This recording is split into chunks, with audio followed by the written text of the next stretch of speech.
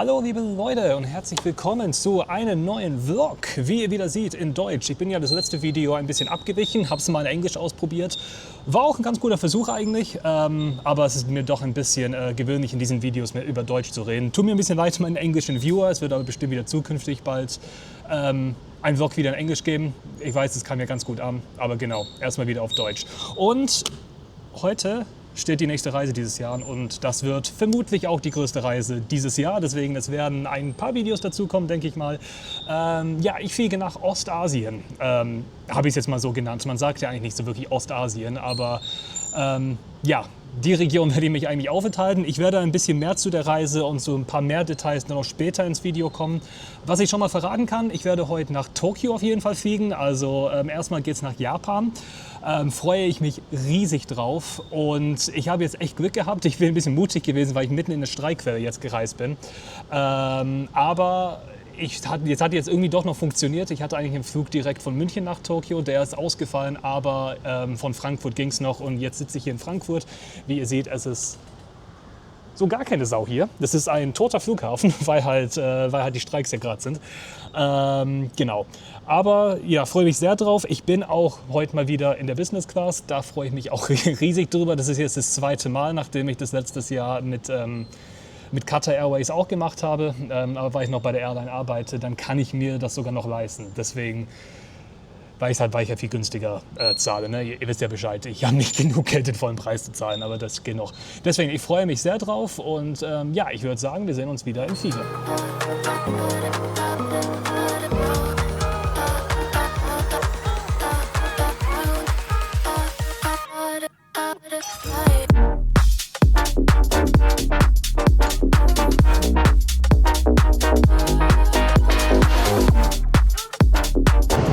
So, da sind wir, auch im Flieger jetzt mal. Sind noch gar nicht so lang schon unterwegs, ich glaube 2 Stunden erst. Wir sind gerade über dem Schwarzen Meer, wie ich gerade sehe. Haben schon, also 3-Gänge-Menü schon hinter uns, also das ging irgendwie sehr, sehr schnell hier. War aber auch wieder sehr, sehr lecker, muss ich sagen. Ich bin jetzt auch super satt. Ich habe ein bisschen Fehler gemacht, dass ich im Flughafen auch noch ein Sandwich davor gegessen habe. Das hätte ich eigentlich auch lassen können. Und ja, aber wie man sieht, ich bin ja, wieder in der Business Class, in der 747, also in der Boeing 747. Jetzt kommen ein paar Nerd-Facts, aber ich freue mich tatsächlich sehr, dass ich auch mit einer 747 mal fliegen kann. Denn es gibt nur 3 Fluggesellschaften, die das als Passagiervariante anbieten. Das ist eben die Lufthansa, die hat auch die größte Flotte und sonst nur Korean Air und Air China. Und deswegen, die gibt es nicht so viel mehr und ja, deswegen freue mich sehr, dass ich auch mal hier an Bord sein kann.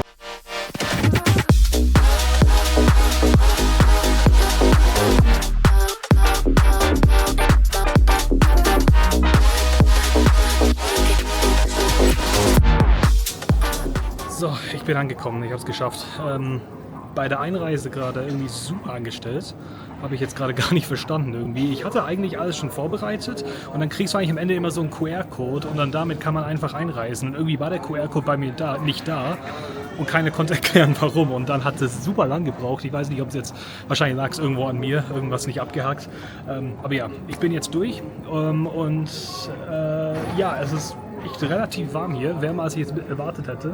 Schon so um die 20 Grad. Ich bin nicht so ausgeruht, wie ich erhofft hätte. Ich habe irgendwie trotz Business Class gar nicht mal so gut geschlafen. Aber gut, wird schon reichen, bis zum Ende des Tages anzukommen. Ich bin jetzt um 10 gelandet, also eigentlich eine ganz gute Zeit, weil dann kann man den ganzen Tag noch mitnehmen. Und ja, jetzt versuche ich erstmal zu meinem Hotel zu kommen und damit muss ich jetzt erstmal den Tokio Verkehrsnetz verstehen. Ich muss schon, die schnellste Verbindung ist mit 3 Umstiege, deswegen ich bin sehr gespannt, wie das gleich laufen wird. Aber wir gucken mal. So, ich sag's wie es ist, ich bin relativ stolz auf mich. Ich habe direkt das Metrosystem von Tokio irgendwie verstanden gehabt. Ich bin so schnell es ging eigentlich am Hotel angekommen. Ja, leider ein bisschen zu früh, deswegen habe ich jetzt mein Gepäck dort gelassen, kann erst später einchecken. Und ja, jetzt sitze ich gerade hier direkt neben dem Hotel ist ein Fluss und auch ein relativ schöner Picknickspot. Ich habe mir was zu trinken gekauft, irgendwas, ich habe keine Ahnung, was das ist. Ich habe einmal da gegriffen, das ist aber ehrlich gesagt wie eine Limonade. Ich weiß nicht, ob das irgendeine besondere japanische Marke ist, aber schmeckt ganz gut. Genau, und wir haben jetzt noch 2 Stunden und mein Plan ist einfach, ich werde jetzt hier ein bisschen planlos hier rumlaufen und einfach die Gegend um mein Hotel abchecken. Das ist eine relativ ruhige Nachbarschaft, glaube ich, aber Würde mich interessieren, wie es ausschaut. Laut Google ist dieser Baum hier scheinbar übrigens ein Kirschblütenbaum, aber ich glaube, ich habe ganz knapp die Kirschblütensaison verpasst. Man sieht hier zwar noch ein paar Ansätze, wenn man jetzt ganz genau dahin guckt. So ein bisschen was sieht man noch, aber wahrscheinlich vor 2-3 Wochen sah das hier noch ganz anders aus. Schade, aber naja.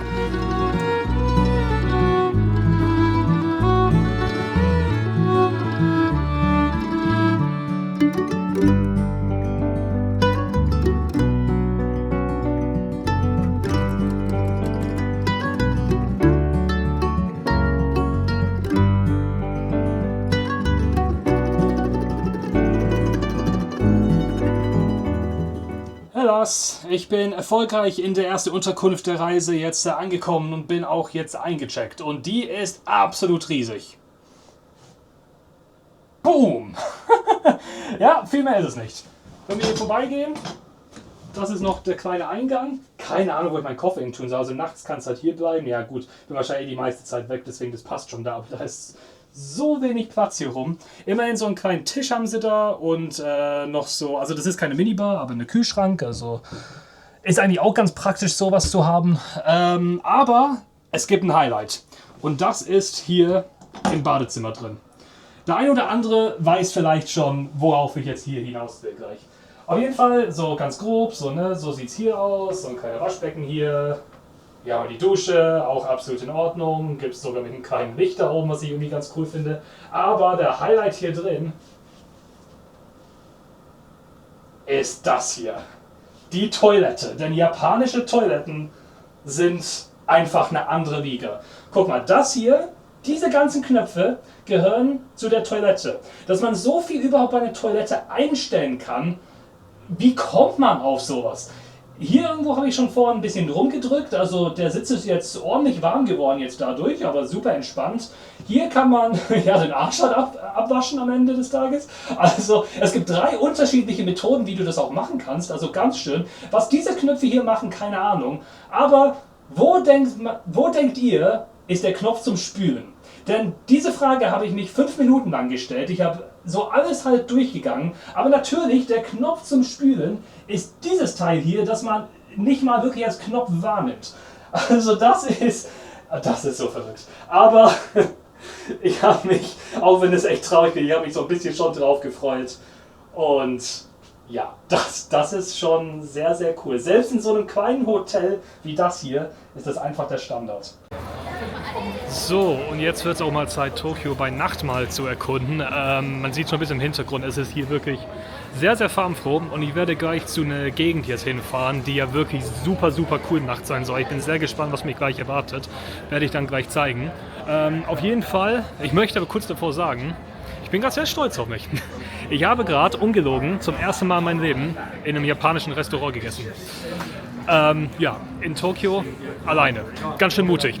Aber hat alles so gut geklappt. Ich habe hier ein bisschen geübt mit Essstäbchen zu Hause. Das war jetzt das erste Mal, wo ich es quasi in Real Life jetzt ausprobiert habe. Und ja, man hat zwar wahrscheinlich gesehen, dass ich ein Anfänger bin, aber egal. Das hat alles soweit sehr, sehr gut geklappt. Und ja, ein bisschen stolz bin ich da jetzt schon. Also das war schon ein bisschen eine Überwindung, das zu machen. Aber was willst du denn in Japan und die ganze Zeit so eine Pizzeria oder so essen? Das ist ja auch Schwachsinn. Ich wollte schon hier was probieren. Und das, was ich hatte, das war Tonkatsu. Ich wollte so ein bisschen was Einfaches am Anfang nehmen. Ich mache hier die Beschreibung gleich rein, hier, was das ist. Und auf jeden Fall, das war wirklich sehr, sehr lecker. Aber ja, genau. Aber jetzt geht's zu einer farbenfrohen Gegend.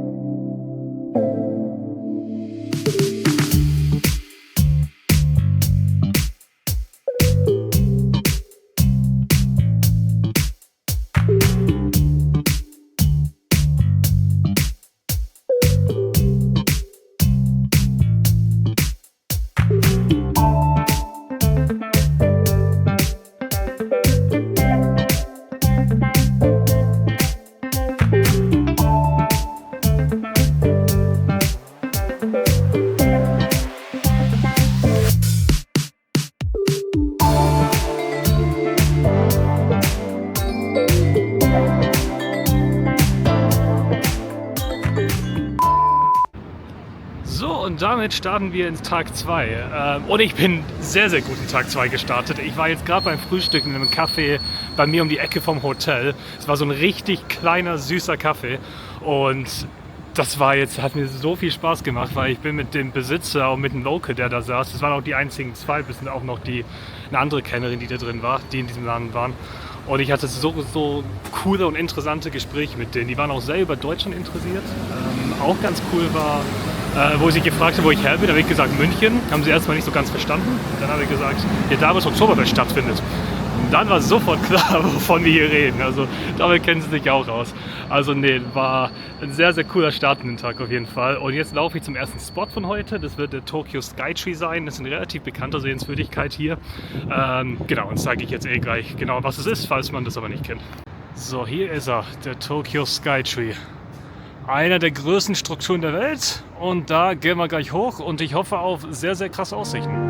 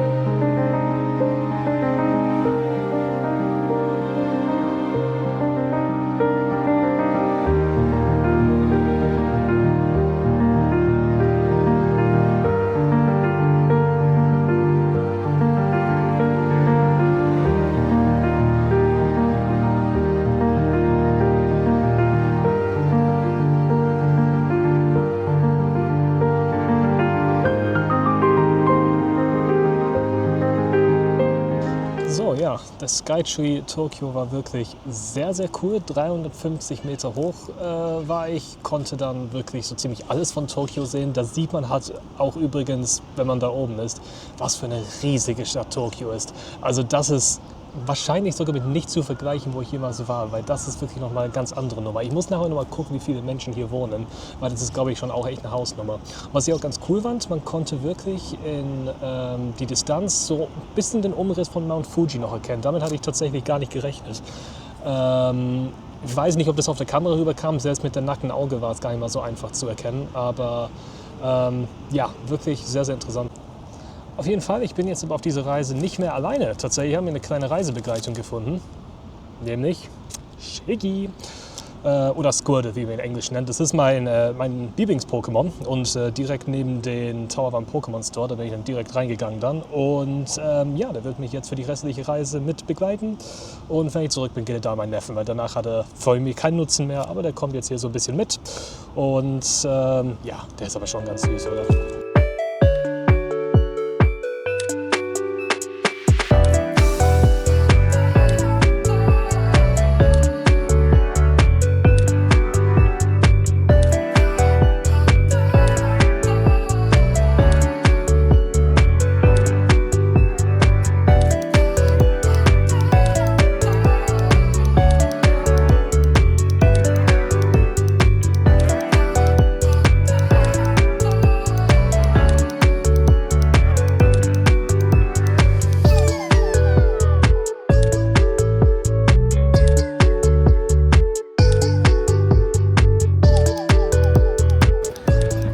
Ich bin beim Senso-ji-Tempel angekommen. Das ist tatsächlich das älteste Tempel, was es in Tokio gibt. Wurde im Jahr 645 gebaut. Aber so wie ihr es im Hintergrund seht, das ist nicht die Version aus dem Jahr 645. Das wurde leider während dem Krieg komplett zerstört und danach neu wieder aufgebaut. Aber ja, es sieht natürlich sehr, sehr cool aus. Das ist jetzt der erste Tempel, was ich jetzt hier in Japan besuche. Auch hier eine relativ große Fläche und ja, ist halt wirklich auch mittendrin in Tokio, also ich bin einfach nur zu Fuß vom Skytree her gelaufen, fällt aber doch sehr auf, weil hier sehr viele Menschen ist, also das ist wahrscheinlich sogar der bekannteste Tempel in Tokio, aber ja, ist trotzdem halt sehr, sehr cool zu sehen, hat schon eine echt coole Atmosphäre irgendwie, schon was ganz anderes wieder und ja. So, das hier ist auch ganz cool. Hier kannst du ein Fortune ziehen, also das ist irgendwas was in der Zukunft aussagt, wie aus so einem Glückscase quasi. Wenn es was Gutes ist, kannst du es mitnehmen. Wenn es aber was Negatives ist, gehe ich mal kurz durch, dann kannst du quasi einen Knoten dran machen und es hier dran tun und dann wird er später in einem Ritual verbrannt. Mag ich irgendwie die Idee. So, ich bin in eine ganz andere Ecke jetzt von Tokio gerade angekommen. Ich bin nämlich auf dem Weg zum Teamlabs Planet. Das ist so eine Art Kunstwissenschaftsmuseum und ich war bei sowas sehr Ähnliches in Singapur vor ein paar Jahren. Das hat mir sehr, sehr gut gefallen und das ist wohl echt ein relativ beliebter Museum hier in Tokio und deswegen wollte ich mir das auf gar keinen Fall entgehen lassen und ja, deswegen, ich freue mich drauf.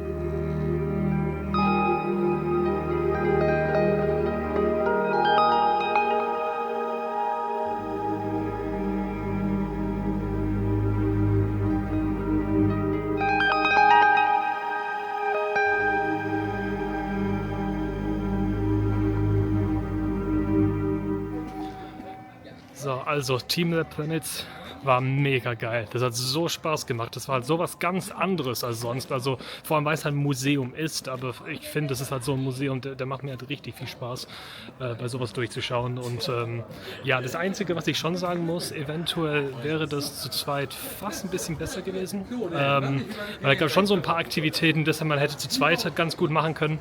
Aber trotzdem, es war echt cool, voll in Ordnung. Und genau, jetzt bin ich halt gerade zum Hotel gerade wieder jetzt angekommen. Ja, bin jetzt gerade bei Tokio Hauptbahnhof umgestiegen. Das hat 15 Minuten gedauert, aber dazu kommen wir am Sonntag vermutlich wieder, weil wir da die Shinkansen ja nach Kyoto nehmen. Genau, war aber ganz schön komplizierter Ort. Nee, auf jeden Fall cooler Tag, sehr, sehr action-packed heute. Also wirklich, wirklich sehr, sehr viel, weil jetzt natürlich auch zwischendurch auch Essen, Mittag und Abend. Ich muss abends zugeben, ich habe mich dann doch einen Burger mal eingelassen, aber das ist okay. Ich habe jede Mahlzeit bisher sonst immer mit Stäbchen gegessen, deswegen mache ich mal die Pause. Morgen habe ich es auch wieder vor. Genau, richtig, richtig cooler Tag, richtig cooler erster voller Tag und in diesem Sinne würde ich sagen, wir sehen uns dann wieder morgen. So, Freunde, ich glaube, jetzt ist die Zeit, wo wir mal ein bisschen über diese Reise reden sollten. Und ja, das wird wahrscheinlich ein paar Minuten dauern, denn es gibt relativ viel hierzu zu sagen.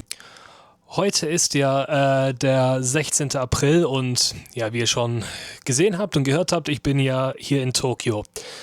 Das ist so ziemlich das Einzige, was sich nicht von der ursprünglichen Reiseplanung geändert hat, denn Es kam jetzt doch alles sehr anders als, ja, sag ich mal so, man wirklich das ursprünglich angedacht hatte. Die größte Änderung vermutlich ist, dass ich hier tatsächlich alleine bin.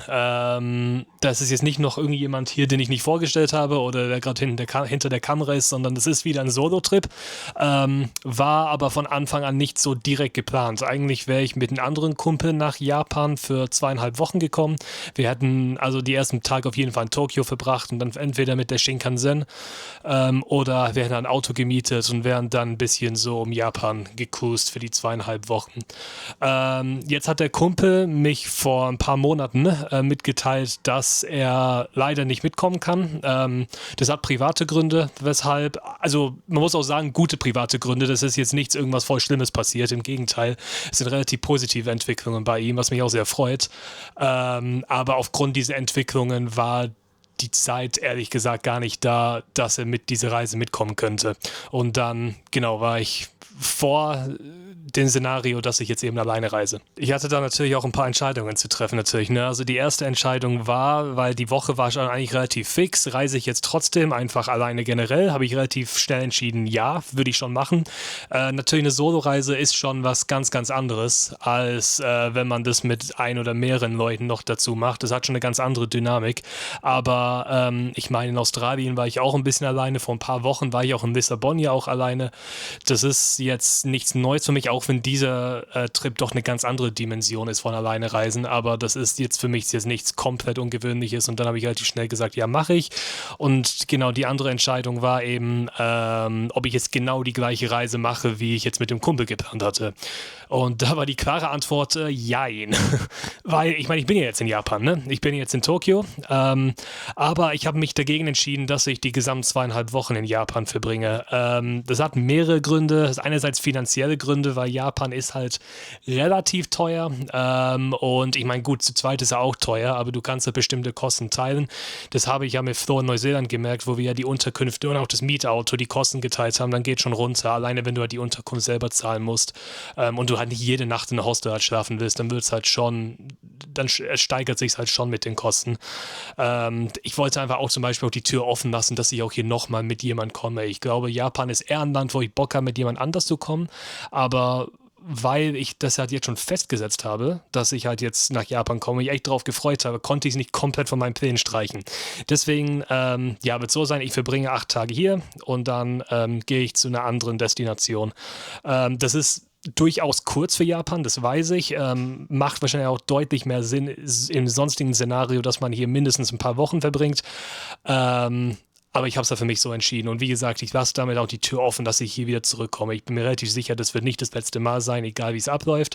Genau, und der Plan ist halt dann jetzt, ich werde halt 4 Nächte in Tokio verbringen und dann fahre ich mit der Shinkansen nach Kyoto und da bin ich dann 2 Tage und dann bin ich Osaka für 2 Tage und dann geht es eben weiter nach einer anderen Destination.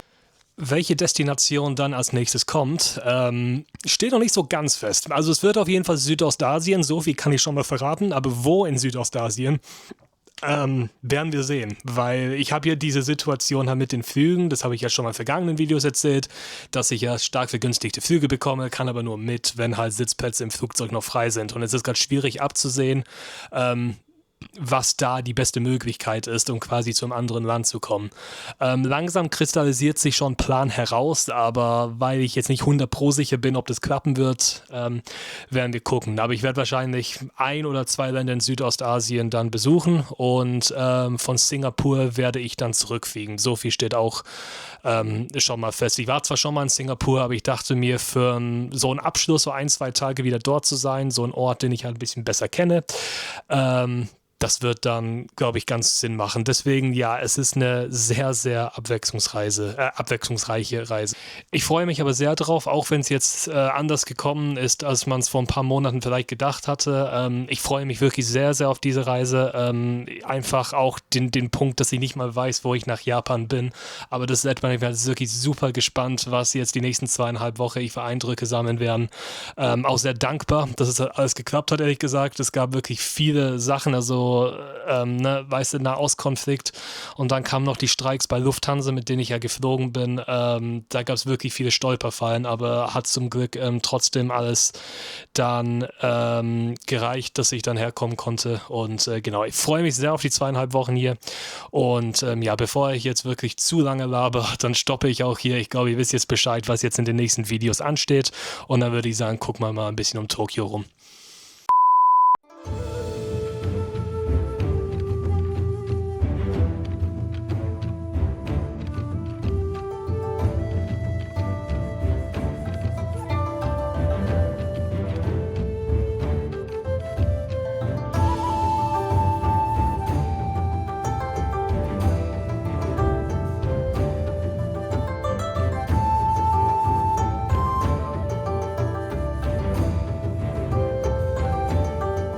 So, Tag 2, nicht so action-packed wie gestern, aber trotzdem ein bisschen was geschafft. Ich war vorhin beim Imperialen Palast.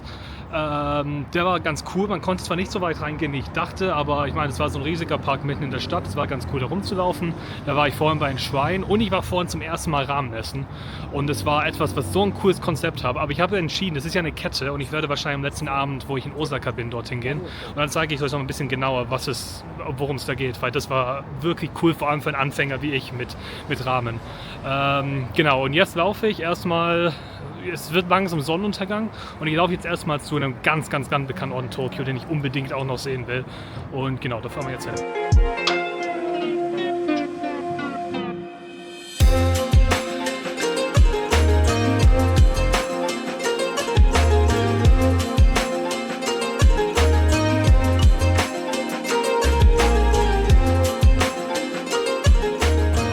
So, jetzt muss ich vermutlich ein bisschen schreien. Ich hoffe, man versteht mich. Hinter mir ist Shibuya Crossing. Das ist eine der krassesten Kreuzungen, das es eigentlich auf der Welt gibt. Jedes Mal, wenn die Ampel grün wird, überqueren bis zu 3000 Menschen auf einmal diese Kreuzung. Bis zu 2,5 Millionen pro Tag. Und das ist eigentlich, hat sich irgendwie zu einem richtig bekannten Wahrzeichen in Tokio etabliert, finde ich. Also das habe ich auch schon davor gekannt. Und ja, wir gehen gleich drüber und gucken mal an, wie es sich anfühlt.